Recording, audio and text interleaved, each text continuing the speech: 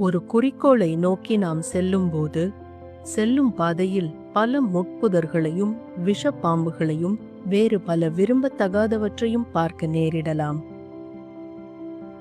இதனால் நம் கவனம் சிதறி அந்த பொருட்களின் மேல் தேவையில்லாமல் சென்றுவிடக்கூடும். அந்த முட்புதர்களை வெட்டி எறிவதும் பாம்புகளை அழிப்பதும் நல்லதுதான். ஆனால் அதுவா நமது குறிக்கோள்? இதை செய்வதால் வீணாவது நம் நேரம்தான். நம் குறிக்கோளில் மட்டுமே நமது கவனத்தை வைப்போம். தேவையற்ற விஷயங்களை கண்டு கொள்ளாமல் விட்டுவிடுவோம். ரோஜா மலர் முட்களோடுதான் வளர்ந்து மனம் பரப்புகிறது.